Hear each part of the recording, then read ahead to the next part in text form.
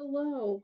I decided to do my PowerPoint presentation on Sandy Skoglund, and this is one of her pieces that I chose to put on the front page.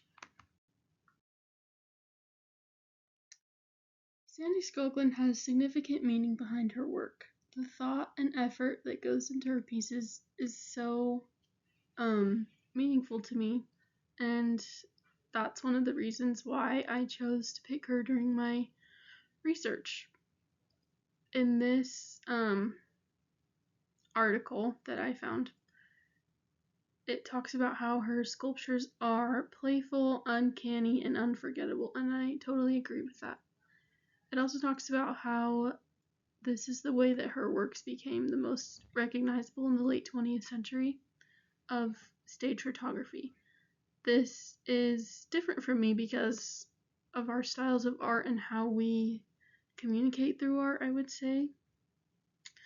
In another paragraph of this article, it mentions how her work hasn't really ever been about executing a preconceived image, and the execution from her work has emerged from an unexpected process that she has perfected over her years of doing sculpture. She developed a skill of making her sculptures the best they can be, which is through repetition. She paid really close attention to certain artists that have similar execution skills of her own, which I think is really cool and kind of what we're learning about in class. She has a certain way of using repetition that she doesn't use abstractions, and it's super inspiring to me.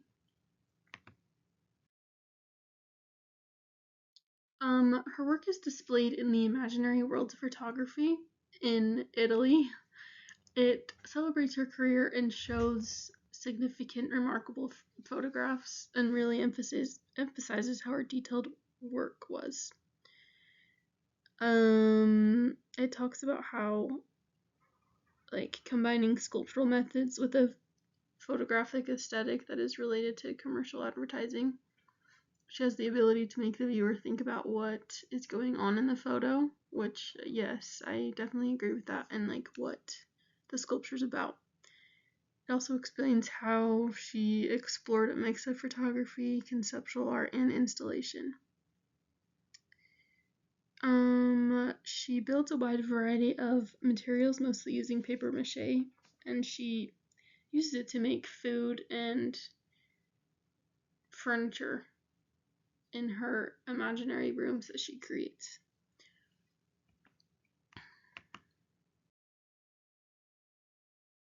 In the 80s, her pictures became internationally unrecognizable.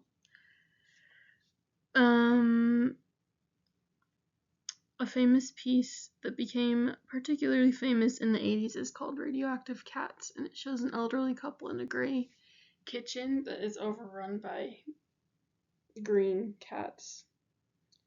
And this piece that is shown is a different type of work that she does, and I think it's really interesting to look at.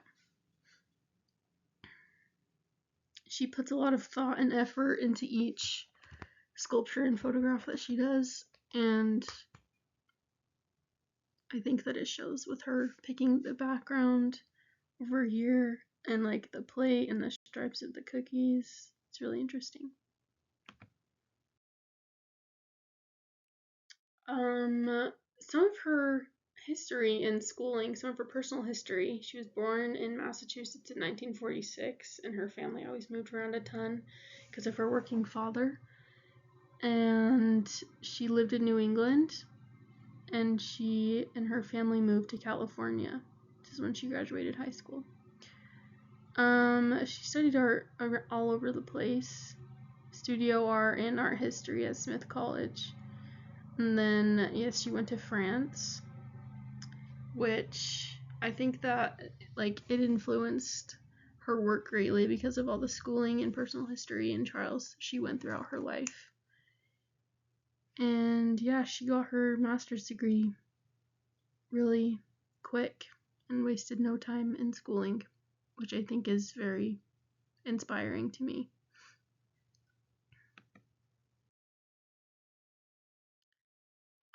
This article that this slide is on, or citation is on, it shows a lot of her pieces and what they're called and how they were made.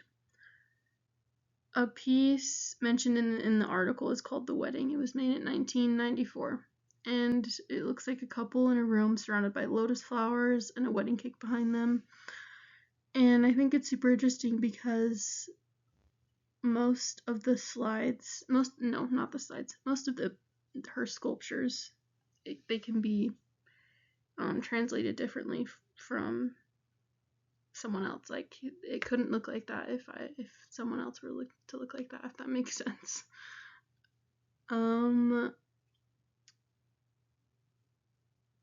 Yeah, in this picture, it looks like there's germs everywhere, and yes, that's what it's called. Germs are everywhere.